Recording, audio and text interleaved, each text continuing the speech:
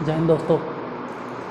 जैसा कि आपको स्टार्टिंग में ही पता चल गया होगा कि आज हम बताने वाले हैं trigonometric equations and their general solutions. ऐसे तो इक्वेशन और जनरल सॉल्यूशन हम ऑलरेडी पढ़ा चुके हैं पिछले क्लास में, 2-3 क्लास में, लेकिन वो 2-3 क्लास फुल्ली कॉन्सेप्ट पे आधारित था। कॉन्सेप्ट तो खैर इसमें भी मिलेगा, थ्योरी बेस्ड कर सकते हैं। वहाँ पे पूरा आपको थ्योरम पे फोकस करवाया गया और कुछ एग्जांपल्स बताया गया, लेकिन आज कोई थ्योरी नहीं बताएंगे, आज कोई थ्योरम नहीं प्रूफ करेंगे, क्योंकि हम ऑलरेडी बोल चुके हैं कि इस किताब के एक एक प्रॉब्लम को हम सॉल्व करेंगे।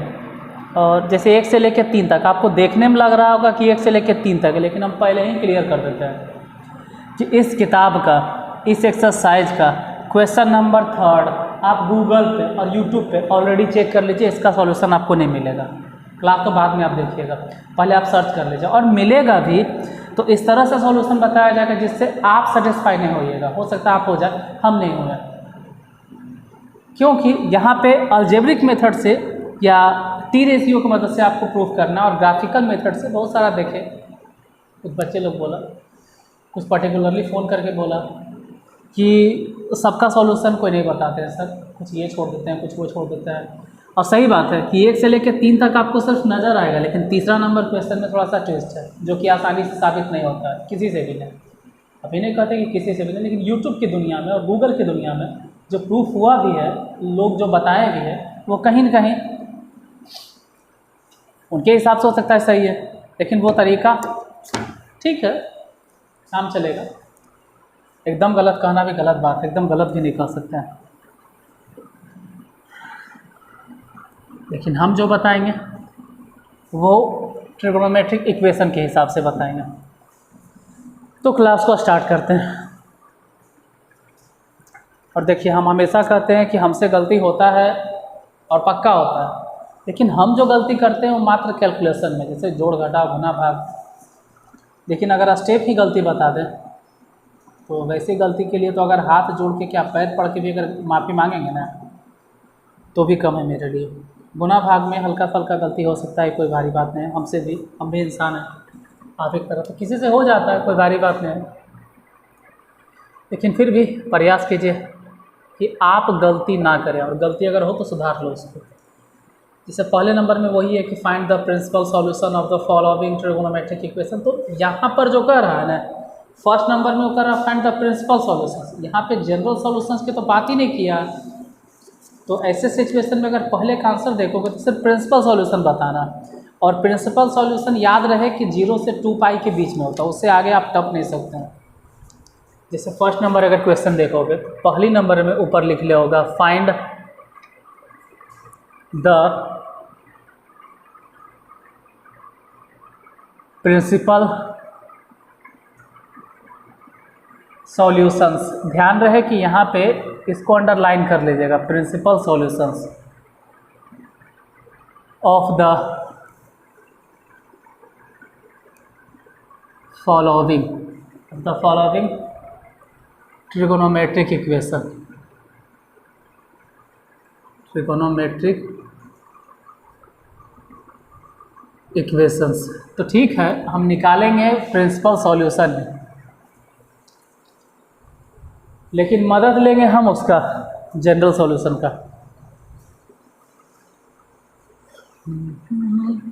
फर्स्ट के पहले नंबर क्वेश्चन की अगर बात करें तो पहले नंबर में है sin x is equal to 1/2। दूसरे नंबर क्वेश्चन को अगर देखें तो tan x is equal to -1। और थर्ड नंबर अगर क्वेश्चन तो cot x is equal to 1/√3। और fourth number question, fourth number में है sec x is equal to minus में 2/√3। देखो, जनरल सॉल्यूशन बताना होता तो उसको देखकर आसानी से बता देते आप, लेकिन यहाँ जनरल सॉल्यूशन ने प्रिंसिपल सॉल्यूशन, तो प्रिंसिपल सॉल्यूशन में पहले ही क्लियर कर देते हैं कि 0 से 2 पाई के बीच में एंगल रखना होगा। जो भी आंसर होगा इसी के बीच में होगा, मतलब 0 से 360 डिग्री के बीच में। अगर डिग्री की बात करें तो, रेडियन की बात करोगे तो 0 से 2 पाई के बीच में, उससे टफना नहीं है आपको, उससे आगे नहीं जाना, ये ध्यान रहे। 4 क्वेश्चन है ना, चलिए देखते हैं 4 क्वेश्चन। पहले नंबर,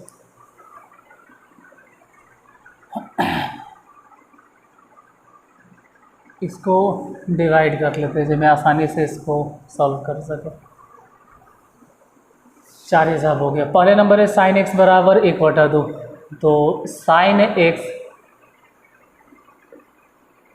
और इसको लिख सकते हैं साइन 30 डिग्री π/6, यानी यहाँ पर अल्फ़ा इक्वल टू π/6 चलेगा। बाकी रहा जनरल सॉल्यूशन, अगर x इक्वल टू आपसे पूछे तो x equal to general solution वहाँ से देख लीजिए, फिलहाल देखना पड़ेगा कुछ देर के लिए।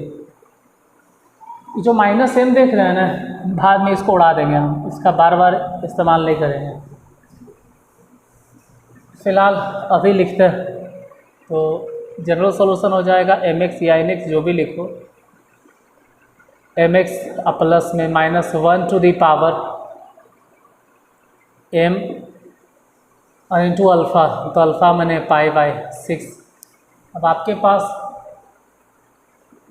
ऑप्शन है कि m के जगह पे क्या क्या रख सकते हैं। m जाहिर से बात है कि m बिलोंग करता है, m बिलोंग्स टू इंटीजर्स, तो m के जगह पे माइनस तो आप रखोगे नहीं तो परेशानी में फंस जाइएगा अगर माइनस रख दीजिएगा तो। यहाँ पे mx कहाँ से आ गया, गलती हो गया है, m पाई नहीं होता है, गलती से लिखा। तो m के जगह पे माइनस तो नहीं है लिखो, क्योंकि अगर माइनस लिखे तो बहुत बड़ा मुसीबत में फंस जाओगे। फिर ये हो जाएगा प्लस माइनस में, मतलब ये हो जाएगा माइनस में, बड़का हो गया माइनस में और π/6 रहेगा प्लस में, तो मुसीबत आ जाएगा।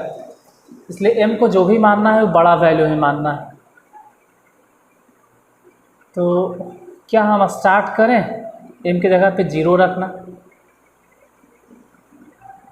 0 से स्टार्ट करते हैं। अगर 0 रखेंगे तो यहाँ 0 पावर, तो जब आप m इक्वल टू 0 रखोगे, ठीक है, तो x इक्वल टू π/6 बचेगा। और अच्छा है π/6 कोई दिक्कत नहीं, लेकिन m इक्वल टू जब 1 रखेंगे तो रख के चेक कर लेते हैं ना, क्या फ़र्क पड़ता है, एक जरा रख के देख लेते हैं। ये हो गया पाई,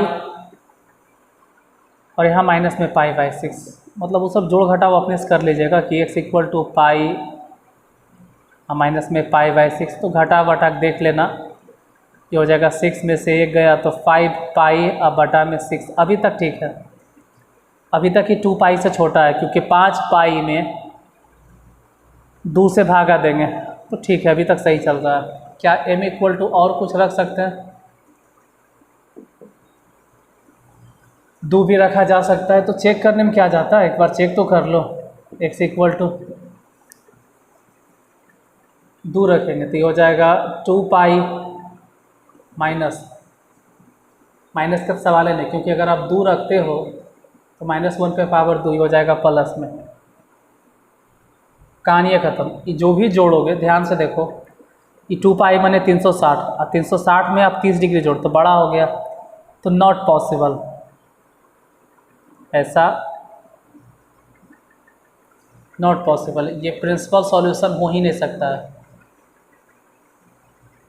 प्रिंसिपल सॉल्यूशन ये नॉट पॉसिबल, ये नहीं होगा।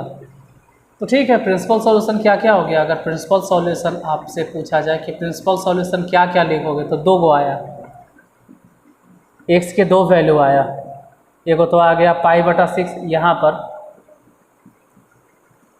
और दूसरा ही वाला है 5 π/6, π/6 और 5 π/6। अगर जनरल सॉल्यूशन कहता तो इतना मेहनत ही नहीं करते, डायरेक्ट एकदम आंसर। इफेक्ट को कम करें थोड़ा सा, ज़्यादा लाइट इफेक्टिव लग रहा है इसलिए।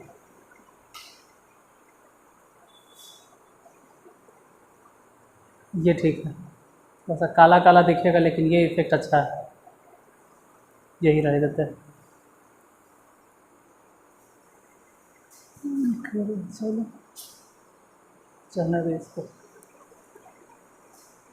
सेकेंड क्वेश्चन की बात की जाए कि tan x बराबर -1 है, तो tan x equal to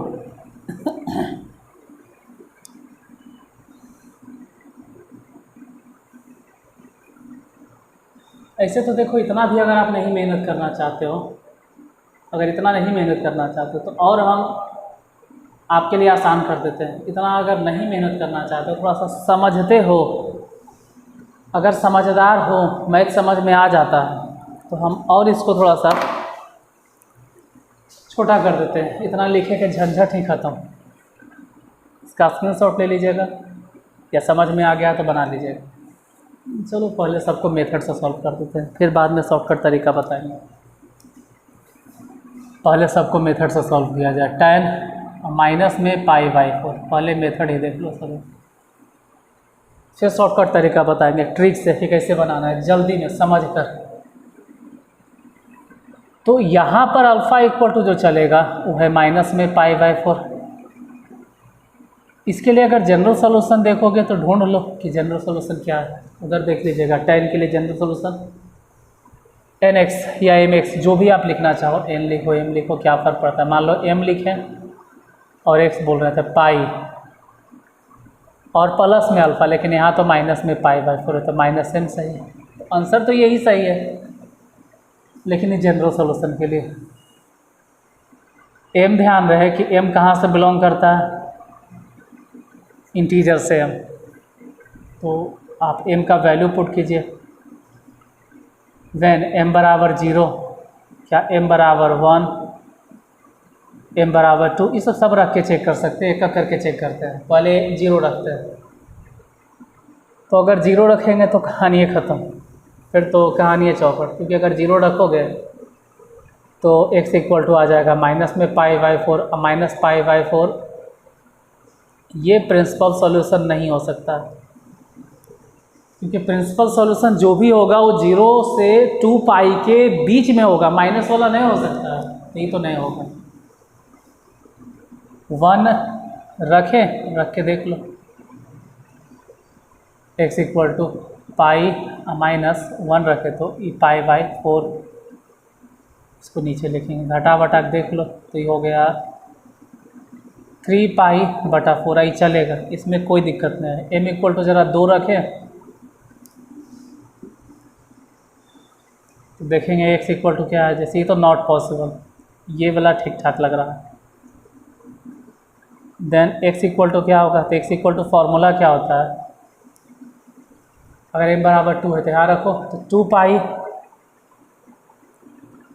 minus में π/4, तो x इक्वल टू घटा के देखो तो 4 दूनी 8, 8 में से पाई गया मतलब 1 पाई गया, तो 7π/4, और इसका भी वैल्यू 2π से कम। अब अगर आगे बढ़ोगे तो मुसीबत हो जाएगा, m इक्वल टू 3 रख के चेक करोगे तो दिक्कत हो जाएगा। तो अगर प्रिंसिपल सॉल्यूशन की बात करें तो प्रिंसिपल सॉल्यूशन बार बार हम बोल रहे हैं कि 2π से कम होगा, 2π से कम होगा। तो प्रिंसिपल सॉल्यूशन हो गया एक तो 3π/4 और दूसरा हो गया 7π/4। क्योंकि आपको प्रिंसिपल सॉल्यूशन तक ही रुकना था, तो यही दोनों से काम चलाना होगा। रहा बात की और आंसर हो सकता है, लेकिन वो जनरल सॉल्यूशन के लिए, प्रिंसिपल सॉल्यूशन के लिए इतना ही काफ़ी। देखो इन सबको हम जल्दी नहीं बता सकते, मतलब इतना टाइम नहीं लगाना है, थोड़ा जल्दी में बताइए तो जल्दी में ही बता सकते हैं, लेकिन फ़िलहाल अभी एक एक स्टेप से समझिए, ज़्यादा बेहतर रहेगा, पूरा स्टेप वाइज। थोड़ा छोटा छोटा लिख रहे हैं तो दिखने में परेशानी होगा, इसलिए समझते जाइएगा तो ज़्यादा अच्छा है।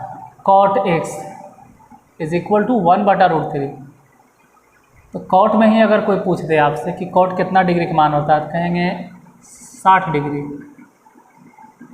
π/3। यानी इस जगह पे अल्फ़ा इक्वल टू यूज होगा π/3। जनरल सॉल्यूशन अगर लिखिएगा तो x बराबर देखना होगा, tan और cot दोनों के लिए जनरल सॉल्यूशन वही है, यानी कि n, तो m लिखो या n लिखो कोई फ़र्क नहीं पड़ता है, पाई और प्लस में अल्फ़ा, अल्फ़ा माने π/3। अब आपके पास m रखने के ऑप्शन है कि m इक्वल टू 0 रखे रख सकते हो, m इक्वल टू 1 रखे रख सकते हो, m इक्वल टू 2 रखे रख सकते हो। लेकिन नॉर्मली अधिकांश केस में m इक्वल टू 0, 1 उतने पे कहानी ख़त्म हो जाता है। मतलब अगर 0 पे नहीं हुआ तो 1, 2 पे कहानी ख़त्म होगा, तब 2 वैल्यू ज़्यादा होता है, तीसरा तक तो आते आते दम तोड़ देता है। फिर भी चेक कर लेते हैं। देन x बराबर कितना होगा, जैसे 0 रखना चाहते थे तो 0 हो गया, वहाँ से x इक्वल टू सिर्फ बचेगा π/3। जैसे यहीं पे बात करें भाई कि m इक्वल टू 1, तो x बराबर देखो अगर 1 रखोगे तो 1 और पाई हो गया, मतलब डायरेक्ट जोड़ दीजिए 3 और 1, तो 4π/3। और ये सही है, ये कोई दिक्कत नहीं, 2π से कम ही है, चेक कर लो।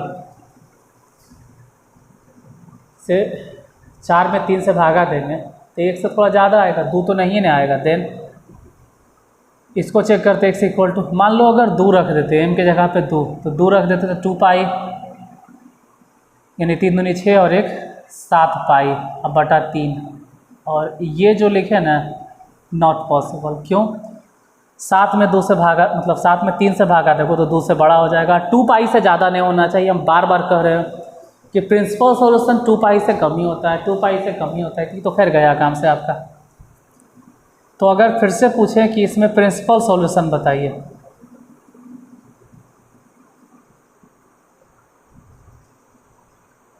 तो एक तो हो गया π/3 और दूसरा हो गया 4π/3। यहाँ तक आते आते आप आगे निकल जाओगे, जो कि आंसर नहीं होगा। प्रिंसिपल सॉल्यूशन यहीं तक रुकना होगा, यही हो गया प्रिंसिपल सॉल्यूशन। अगले क्वेश्चन की बात करें, उसको भी देखते हैं। तो इसमें थोड़ा सा परेशानी होगा, तो आप एक काम करो, इसको लिखो cos x, ज़्यादा अच्छा रहेगा। जब cos में कन्वर्ट करोगे तो ये ऊपर चल जाएगा √3 और नीचे हो जाएगा 2 और रहेगा तो माइनसे में। अब cos x ये माइनस में कब हो सकता है भाई? √3/2 cos 30 डिग्री की वैल्यू होता है, cos 30 के वैल्यू, लेकिन cos 30 की वैल्यू भी माइनस में। तो जाहिर सी बात है कि माइनस में ही या तो सेकेंड क्वाड्रेंट में होगा या तो थर्ड क्वाड्रेंट में होगा। तो यहाँ थोड़ा सा समझने के लिए हम बता देते, देखिएगा इस जगह पे आप cos 30 डिग्री जानते हैं, लेकिन उसमें 90 जोड़ दीजिए तो ऑटोमेटिक ही हो जाएगा cos 120 डिग्री। और cos 120 डिग्री, जैसे 30 डिग्री ठीक है, आप जानते हैं cos 30 का मान √3/2 होता है, एकदम सही है। लेकिन 30 डिग्री जो बोल रहे हैं cos 30, वो cos 30 फर्स्ट क्वाड्रेंट में होता है, फर्स्ट क्वाड्रेंट में तो प्लस होगा। तो माइनस के लिए आपके पास दो ऑप्शन है, या तो आप इसको सेकेंड क्वाड्रेंट में पहुंचाइए तो 30 डिग्री में 90 जोड़ दो, और नहीं तो थर्ड क्वाड्रेंट में पहुंचाना है तो 30 में 180 जोड़ दो। तो 180 क्यों जोड़े, 90 जोड़ते। तो cos 120, मतलब इसको लिखेंगे cos 120, और 120 को नॉर्मली लिखा जाता है 2π/3, π/3 मैंने 60 और गुने 2 120 हो गया। तो यहाँ पर अल्फ़ा इक्वल टू जो चलेगा वो हो जाएगा 2π/3। जनरल सॉल्यूशन की अगर बात करोगे तो x वाला देख लेते हैं, जनरल सॉल्यूशन क्या है, cos e है तो लिखेंगे 2m, और पाई है तो पाई और प्लस माइनस दोनों कंसीडर करके चलते हैं, और अल्फ़ा माने 2π/3। अब आपके पास रास्ता है कि m इक्वल टू 0 रखो, m इक्वल टू 1 रखो, m इक्वल टू 2 रखो, 3 रखो, 4 रखो, वो तो डिपेंड करता है आप पे। आप 0 रख के चेक कर लीजिएगा, 1 रख के चेक कर लीजिएगा, सब पे चेक कर लोगे कितना कितना आता है। लेकिन फिर वही बात मार्कर करना चाहिए ब्लू वाला कि देन मार्कर थोड़ा चेंज कर, लेकिन कंजस्टेड हो गया है। x इक्वल टू, जैसे अगर जीरो आप सोचते हैं तो जीरो रखने पे ई तो खैर ख़त्म हो जाएगा और बचेगा प्लस माइनस दोनों में, लेकिन हमको तो सिर्फ प्लस वाला लिखना है ना, तो 2π/3, माइनस वाला सोचना भी नहीं, ये हो सकता है। अच्छा अगर 1 रखें तो x बराबर क्या होगा, मान लो 1 रखते हैं, 1 तो ये हो जाएगा 2π और प्लस अभी नहीं सोच सकते, गलती से भी प्लस मत बोलना, क्यों? क्योंकि 2π में 3 दूनी 6, 2 8 हो जाएगा एकदम, नहीं तो माइनस वाला सोच सकते हैं, माइनस में 2π कि होता तो दोनों है माइनस वाला, 3 दूनी 6 में से 2 गया तो 4π/3। प्लस के तो कहानी है ना, प्लस सोच भी नहीं सकते, जैसे आप तो ये सोच भी नहीं सकते हो कि 2 रखे सर, गड़बड़ी भी मत करना, 2 रखूँ तो 2 दूनी 4π हो जाएगा, 4 3 12 में 2 14, बाप रे 14/3 होगा ही नहीं, तो माइनसे वाला सोच सकते हैं। चलो 2 रख के चेक कर लो, 2 रखो यहाँ पे, 2 दूनी 4, 4π, 4 में 4 3 12, 12 में से अगर मान लो कि -2 सोच भी लेते हैं कि 12 में से 2 घट भी गया, तो 12 में से 2 घटेगा तो 10, और 10/3 होता है ना, वो 2 से बड़े होता है, तो वो भी नहीं सोच सकते। तो यहाँ पे प्रिंसिपल सॉल्यूशन यही होगा 2π/3 और 4π/3, क्योंकि ये दोनों जो सॉल्यूशन है वो 2π से छोटा है।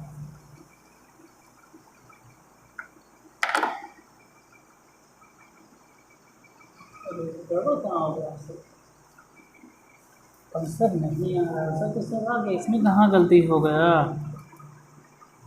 5/3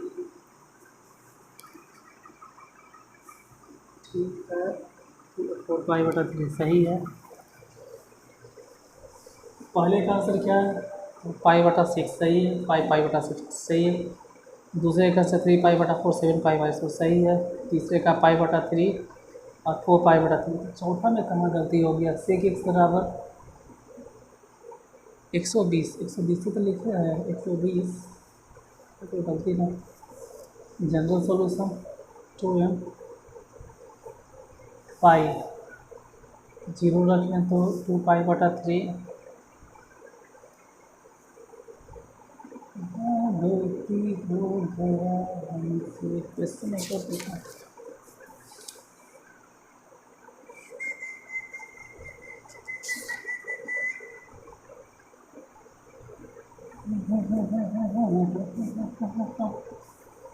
π/3 60 डिग्री तो लिखे हैं। अरे यार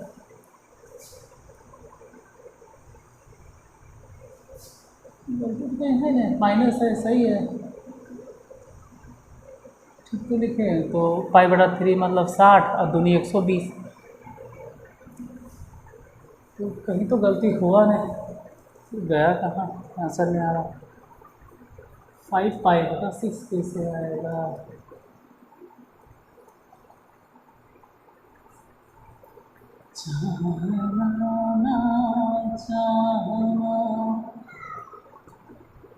अगर प्लस नहीं रखते हैं तो 60 डिग्री होता, 60 रखते हैं। अभी पता नहीं आंसर कैसे आ रहा, थोड़ा सा, एक मिनट, फिर गलती हम किए कहाँ है जहाँ आंसर नहीं आ रहा है, फिर से इसको देख लें गलती कहाँ की। कितना बड़ा ब्लैंडर कैसे कर सकते गलती, यहाँ से एकदम नहीं लिखा। ये ठीक है, ये ठीक है, ये ठीक है, काम करते तीनों मिटा देते हैं, फिर चौथा नंबर क्वेश्चन का थोड़ा फोकस जाएगा या फिर हम गलती कहाँ की है। और वही गलती कैलकुलेशन में हुआ होगा, दिमाग ख़राब हो रहा है, क्योंकि हल्का सा भी अगर गलती हो गया होगा, हो सकता है मानो गलती रखा गया कि मान तो सिट, इतना छोटा छोटा गलती होता है ना, दिमाग अपसेट हो जाता है। एकदम माइनर से गलती हुआ, आप लोग को भी दिखाई दिया होगा कि हम कहाँ गलती किए, आप लोग को भी पता चल गया होगा, शुरू से पता चल रहा होगा, लेकिन क्या कर सकते हो आप लोग, ऑफलाइन तो है नहीं कि सर सर सर ऐसा गलती हो गया, सर यहाँ गलती कर रहे हैं, बोल नहीं सकते हो। यहाँ गलती हो गया, cos 120 कैसे होगा, क्योंकि cos 90, यार इतना बड़ा गलती है। sin 30, और sin 30 के वैल्यू तो 1/2 होता है, बड़ा गलती कर दिए हैं। हम 30 प्लस 90 नहीं लिखते, 60 प्लस बोल रहे हैं, 60 डिग्री लिख रहे हैं, 30 डिग्री 150 डिग्री होता, सब गड़बड़ हो गया, पूरा उठा पटक हो गया। चलो, कहीं गलती अगर होता है ना तो अजीब से अंदर से एकदम अजीब सा एकदम बेचैनी जैसा लगता है, क्या फिर गलती हुआ कहाँ। एक तो इतना थ्योरी बताओ, ऊपर से थ्योरम प्रूफ करो, एग्जाम्पल बताओ, फिर गलती हो जाता है, बहुत अंदर से अपने आप पे गुस्सा आता है, पूरा मेहनत बेकार हो जाता है।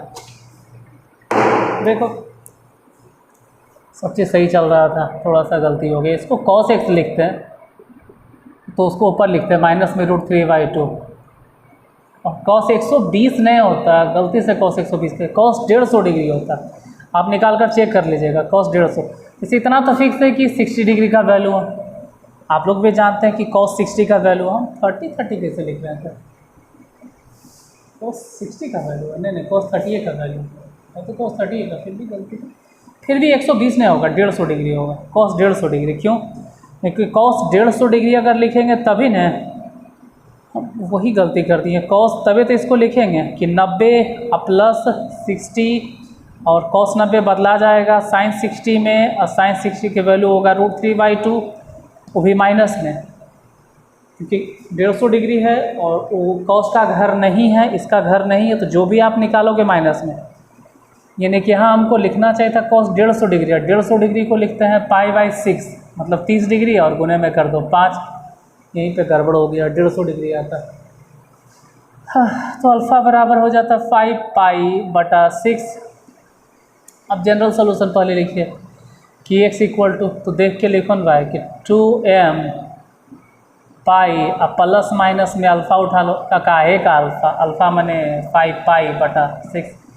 आपके पास ऑप्शन रहता है कि m जो चाहे रखो, जैसे m इक्वल टू 0, माइनस में नहीं रख सकते हैं, माइनसों में रख सकते हो, लेकिन सुटेबल नहीं यहाँ पे होगा, 1 और m इक्वल टू 2, सब रख के चेक करो ना यार। इसे जब 0 रखोगे तो x बराबर, तो माइनस के तो कहानी मत सोचो, अगर 0 रखोगे तो ही ख़त्म, तो खाली आएगा 5π/6।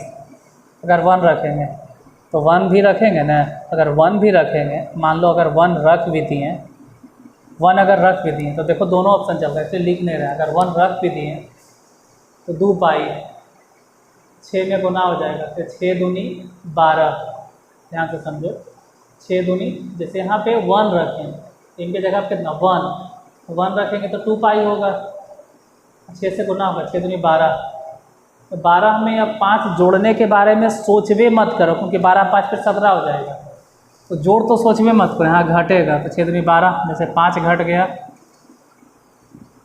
तो 7π/6। तो अब जोड़ के बारे में सोचने नहीं, अब घटाविए सोचना। 3 रखें तो 2 तिया 6π, और 6 तिया 18, 18 में 5 तो जोड़ने नहीं, क्योंकि वो 23 हो जाएगा, जो 23/6, 23/6 मतलब लगभग 4 काटोगे तो, और यहाँ तो 2π भी नहीं चाहिए हमको, तो जोड़े के बारे में तो सोचने नहीं। तो 6 दूनी मतलब 6 तिया 18, 18 में से 5 अगर घट भी गया तो 18 में से 5 गया 13, और 13/6 वो भी 2 से बड़ा होता है, तो अब ये भी नहीं पॉसिबल है, तो प्रिंसिपल सॉल्यूशन यही होगा 5π/6 और 7π/6, और आंसर यही दे रहा था। जहाँ पे हमको भी दिक्कत होने लगा कि आखिर हम गलती कहाँ की। अब जरा नेक्स्ट क्वेश्चन, किसका है यार,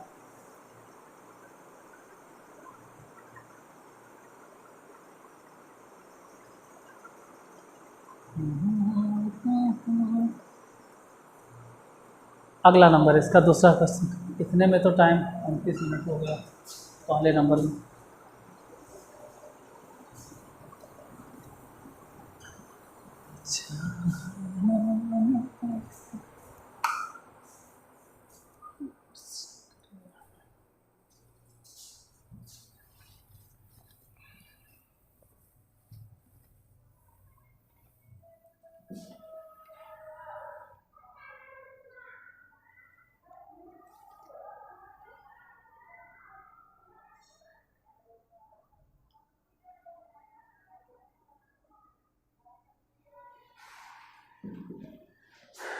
इन्वर्टर पे क्यों नहीं चल रहा है?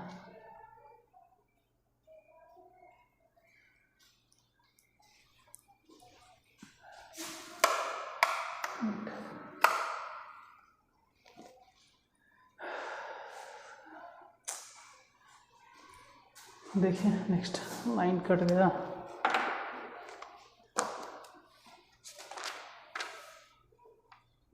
पहला में 4 क्वेश्चन था। दूसरा नंबर है जो कि फाइंड द प्रिंसिपल सॉल्यूशन नहीं कह सकते उसको। दूसरे नंबर में कह रहा है कि जनरल सॉल्यूशन बताइए,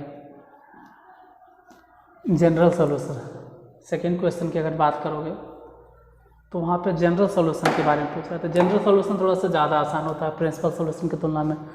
हम कहे थे कि ट्रिक से बता देंगे, लेकिन छोड़ो, आधा घंटा तो इसी में बीत गया, क्या ट्रिक के पीछे भागोगे। कभी अगर होगा एनसीईआरटी प्रॉब्लम को सॉल्व करेंगे तो वहाँ पे हम ट्रिक से बता देंगे। फिलहाल यहाँ मेथड से बता दिए पूरा एक करके, और कभी हम क्वाड्रेंट के हिसाब से बता देंगे जल्दी में, मतलब लिखना नहीं पड़ेगा, बिना लिख ले क्वेश्चन देखें आंसर आप डायरेक्ट बता दीजिएगा क्वेश्चन देखते के साथ में। लेकिन फिलहाल जो भी हुआ से अच्छे हुआ। दूसरा नंबर क्वेश्चन, दूसरा के फर्स्ट क्वेश्चन की अगर बात करें तो cos theta is equal to 1/2। Second number question sin theta is equal to -1। Third number question, अरे यार चौथा 2 बार लिखा ले। तीसरा है 3 tan square theta is equal to 1। Fourth number question 2 sin theta is equal to √3। और उसके बाद एक और फोर्थ नंबर क्वेश्चन है, हालांकि वो फोर्थ नहीं, वो फिफ्थ में जाना चाहिए था। तो फिलहाल जो जायज़ है, मतलब जो कहते हैं ना कि जायज़ क्वेश्चन है, उन चारों को देख लेते हैं, फिर जो एक्स्ट्रा में उसको भी देख लेंगे, क्या फ़र्क पड़ता है। चलो इस बार घेरते नहीं, घेरने में थोड़ा परेशानी हो जाता है। एक क्वेश्चन बताएंगे, उसको मिटा देंगे, फिर बताएंगे, फिर मिटा देंगे। जैसे यही वाला, यहाँ पे cos थीटा इक्वल टू 1/2 है, और 1/2 कितना डिग्री का मान होता है, तो कह सकते हैं कि 60 डिग्री, यानी π/3। तो अल्फ़ा इक्वल टू चल रहा है π/3। अगर जनरल सॉल्यूशन की बात करो कि आप जनरल सॉल्यूशन बताइए, तो थीटा इक्वल टू वहाँ से देखना पड़ेगा कि cos के लिए जनरल सॉल्यूशन क्या होता है, 2m π। तो लिखो कि 2m π और प्लस माइनस अल्फ़ा, यानी कि π/3। हाँ, ये भले ही है कि आप कह सकते हो कि जो m लिखे हैं, m या n जो भी लिखोगे, m इक्वल टू, मतलब m जो बिलोंग करता है वो इंटीजर से, m जो बिलोंग कर रहा है इंटीजर से। बता तो दिए हैं, लेकिन क्या करें, आप लोगों के लिए एक बार आंसर भी चेक कर लेते हैं, क्योंकि अगर आंसर नहीं आएगा तो फिर दिक्कत होगा। इसमें i लिख ले रहता है, तो i मतलब इंटीजर्स होता है। नेक्स्ट क्वेश्चन, दूसरे नंबर क्वेश्चन की अगर बात करें, इसके बारे में, इसके बारे में बताइए। तो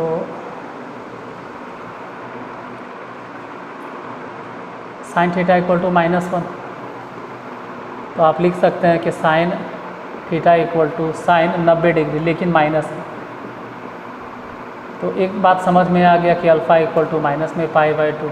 ठीक है, जनरल सॉल्यूशन की बात करोगे थीटा इक्वल टू, तो देखो sin theta equal to general solution m π, तो लिखोगे m π, m या n जो भी आप लिखते होंगे, plus -1 to the power m, और उसके बाद गुने में अल्फ़ा, तो अल्फ़ा मैंने चल ही रहा है जहाँ पे, माइनस में π/2। इसको थोड़ा संभल के अगर लिखो, तो पहले भी हम बताए थे, जब हम खुद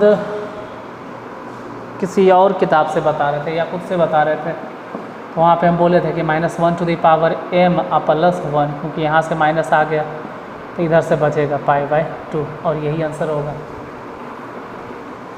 और हम हमेशा आंसर चेक करते हैं, कहीं ऐसा तो नहीं कि हमसे गलती हो गया। अगर देखो गलत रहता है तो हम खुद कहते हैं कि यहाँ पे गलती है, जहाँ पे क्वेश्चन में गलती होता है वहाँ गलती कह देते हैं, लेकिन जहाँ थोड़ा सा डाउट रहता है कि नहीं भाई गलती नहीं हो, हम एक बार खुद से चेक कर लेते हैं। tan square theta is equal to 1/3, तो tan थीटा इक्वल टू अगर पूछे तो 1/√3, और 1/√3 आपको सोचना होगा कि कई डिग्री का मान होता है, तो कह सकते हैं tan 30 डिग्री का मान होता है, यानी कि π/6। ठीक है, अल्फ़ा इक्वल टू लिखो π/6। अब जनरल सॉल्यूशन चाहिए तो थीटा इक्वल टू वहाँ से देख लो कि tan के लिए क्या होता है, n या m जो भी आप लिखते हो, m π या प्लस में π/6। हाँ, एक चीज़ बार बार लिखना हम भूल जाते हैं कि वेयर, कि जो m लिख रहे हैं m बिलोंग्स टू z, ये ध्यान रखना। उस सब में बताना है कि एम बिलोंग कर रहा है जेलिन से, मतलब इंटीजर से।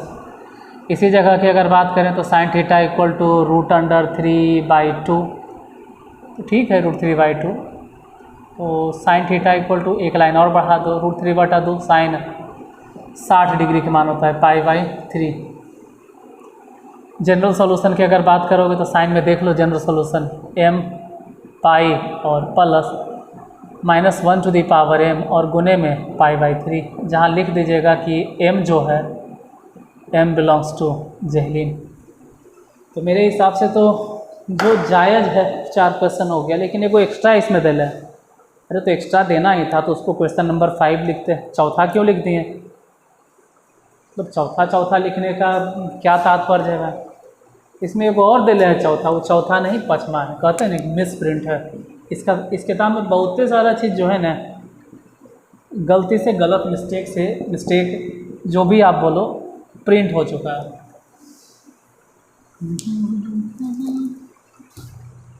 इस क्वेश्चन की अगर बात करें तो इसके बारे में बताइए।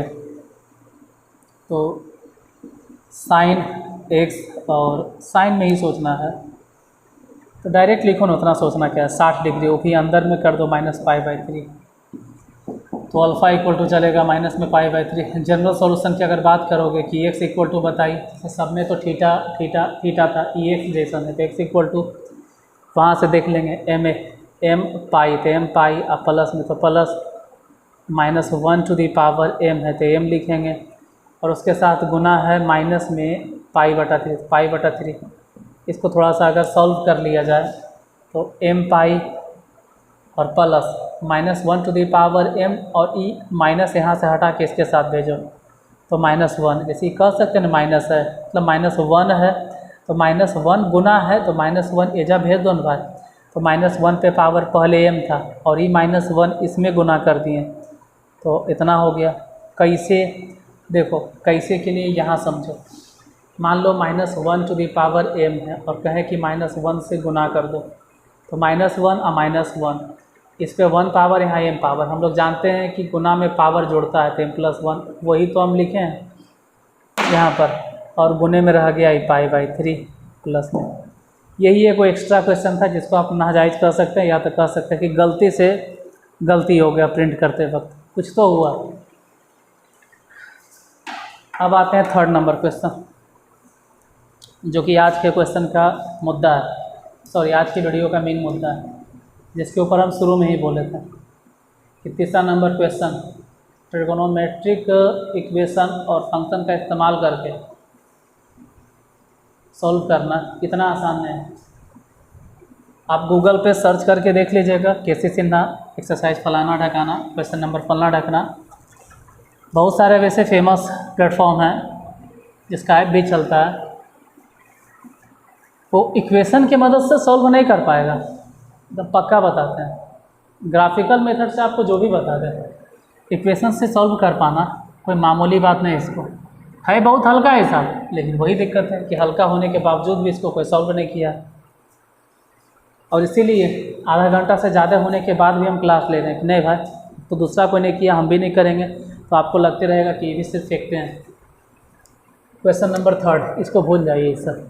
3rd नंबर क्वेश्चन पे आता है, डायरेक्ट लिख देते हैं। यहाँ पे कह रहा है कि यदि n, एक आज के वीडियो का यही मुद्दा है, इसमें यही मेन क्वेश्चन आज मान के चलो, यदि n एक पूर्णांक हो तो नहीं, और n एक पूर्णांक है, और यदि साइन थीटा इक्वल टू 1 तो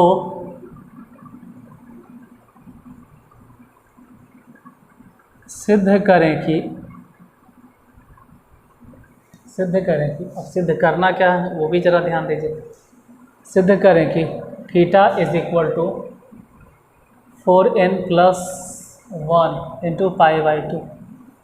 अब देखो, अगर आंसर लाना होता तो हम डायरेक्ट इसको आंसर ला के छोड़ देते, आंसर कुछ भी ला देते, लेकिन मेन है कि प्रूफ करना, और जो कह रहा है वही प्रूफ करना है। हो सकता है कि थीटा बराबर एक्स्ट्रा आंसर आता हो, थीटा बराबर बहुत सारा चीज़ आता हो, मतलब थीटा का मान और भी आता हो, लेकिन और पे नहीं जाना है। जो कह रहा है उसी पे आपको सीमित रहना है, उससे आगे नहीं बढ़ना आपको। तो स्टार्ट करते हैं।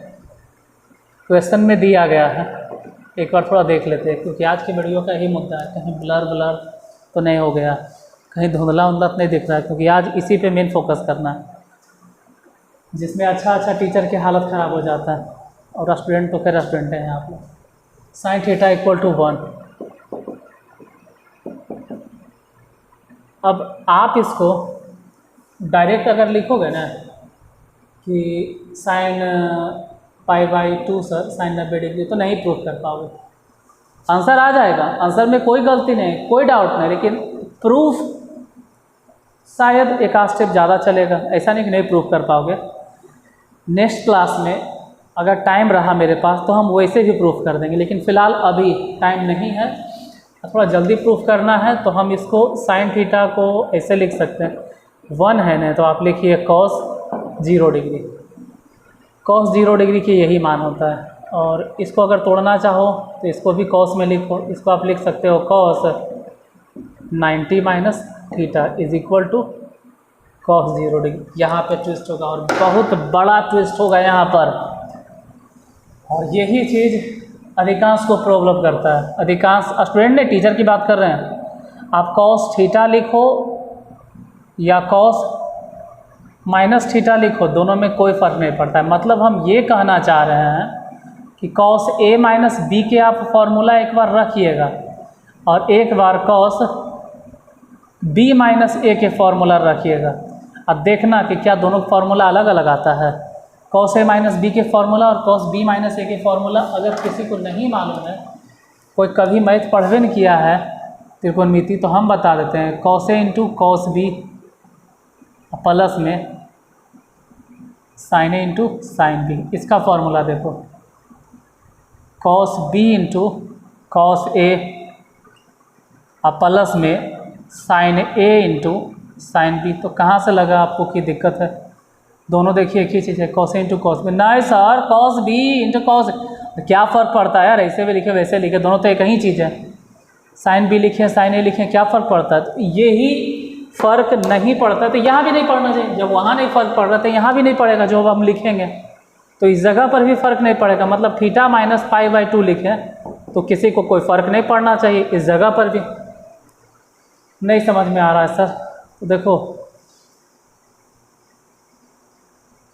अगर आप सोचे हैं कि हम यूपीएससी निकालेंगे, सोचे हैं कि हम कलेक्टर बनेंगे, सोचे हैं कि इंजीनियर बनेंगे, सोच लें कि वैज्ञानिक बनेंगे, तो दिमाग भी उसी के हिसाब से लगाना पड़ेगा। ले लियन नहीं कि कोई आए जो हमको समझा दे सब चीज़, ले लियन अब बकलोल लियन नहीं करना है कि सब चीज़ टीचर वेब छोड़ देना है। थोड़ा सा अपने भी दिमाग लगाना है। नहीं समझे सर, उठा के फेंक दो, वैसे नहीं करना है। और अगर वैसा लगता है तो रुको, अगले वीडियो में वो भी हम बता देंगे। साइन है तो हम इसको साइन के टर्म में ही बता देंगे, लेकिन फ़िलहाल अभी दोनों तरफ कॉस कॉस में कन्वर्ट किए, और हम इसको ऐसे लिख सकते हैं, कोई दिक्कत नहीं। अब अगर जनरल सॉल्यूशन की बात करें कि मान लो कि थीटा और ये मान लो अल्फ़ा है, तो जनरल सॉल्यूशन क्या होता है? थीटा इज इक्वल टू, वहाँ से देख लो, उठा लो, क्या होता है? तो 2m, चाहो तो m लिखो, लेकिन n के फॉर्म में वो कह रहा है साबित कर ले, तो n लिखिए 2n पाई, और प्लस माइनस दोनों चलेगा, लेकिन आप प्लस में लिखो। क्यों? क्योंकि वो कहीं भी माइनस के जिक्र नहीं कैले हैं, तो प्लस लिखो, प्लस और अल्फ़ा। तो अल्फ़ा मैंने कितना चल रहा है यहाँ पे? 0। इसमें अगर बात की जाए तो अल्फ़ा इक्वल टू 0 डिग्री है यहाँ पे, या 0 रेडियन, जो भी आप बात करो। तो ठीक है, थीटा इक्वल टू क्या हो गया भाई? 2n पाई, और इसको उधर भेजो तो π/2। थीटा इक्वल टू, आप एलसीएम ले लीजिए, 2 हो गया, इसको गुना कर दो तो 4n पाई प्लस में पाई। थीटा इक्वल टू, इसमें क्या लग रहा है कॉमन? तो π/2, बचा कितना? 4n प्लस में 1। ज़रा क्वेश्चन को देखो, यही तो प्रूफ करना था। और ये वाला क्वेश्चन ओपन चैलेंज है, ये क्वेश्चन ओपन चैलेंज है। किसी को लगता है कि हम बहुत ज़्यादा तेज़ हैं, हमसे ज़्यादा तो कोई त्रिकोणमिति जानता ही नहीं, हमसे ज़्यादा तो कोई पढ़ा ही नहीं सकता, या पढ़ा हुआ ही नहीं है दुनिया में, हम ही हैं जो हैं सर्वे सर्वा। देखो हम ये नहीं कहते, हम हमेशा कोशिश करते हैं कि इंसान को कोशिश करते रहें, लेकिन कुछ लोगों को लगता है कि वही सर्वे सर्वा है, या आपको भी लगता है कि उससे बड़ा कोई नहीं है दुनिया में। तो आप ये वाला क्वेश्चन दाग सकते हैं चेक करने के लिए। अगर ऐसा लगता है तो यदि n एक पूर्ण संख्या है और यदि sin थीटा बराबर 1 है तो साबित करके दिखाइए कितना बराबर π/2 होगा, प्रूफ कीजिए। और ये वाला सिर्फ एक ही क्वेश्चन है, हम बताएं मेरे पास 1 2 3 4 तकरीबन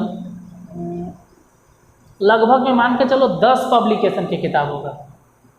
अब 10 पब्लिकेशन का यूट्यूब पे हम नाम नहीं ले सकते, ठीक है? क्या कॉपीराइट यूट्यूब का चैनल बंद करवा दोगे अगर नाम लोगों तो? 10 कम, यहाँ पर 10 पब्लिकेशन की किताब होगा कम से कम, उसे नीचे पता है। और वो 10 पब्लिकेशन में हम खंगाल के देखें तो ये वाला क्वेश्चन नहीं मिला, कहीं नहीं मिला। सोचो कि कितना टिपिकल क्वेश्चन है, कहीं नहीं मिला सॉल्यूशन छोड़ो, क्वेश्चन में नहीं मिला, 10 पब्लिकेशन की किसी बुक में ही नहीं मिला। और अगर आपके पास कोई किताब है और अच्छा बात है कि उसमें ही क्वेश्चन मिल गया, बहुत अच्छा बात है, और वही तो किताब है जिसमें ही है। तो ये उसी के लिए है जो बहुत ज़्यादा होता है। और आपको भी लगता है कि हर चीज़ के जवाब गूगल है यूट्यूब पे, तो आप भी सर्च कर सकते हैं। फ़िलहाल कोई इरिटेट नहीं हो मेरी बातों से।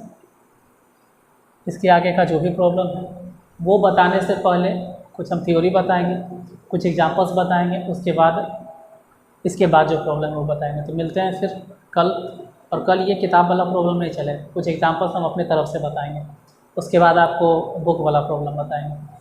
तो क्लास अगर अच्छा लगा हो तो अपना काम करते हुए जाइएगा। कल तक के लिए गुड बाय।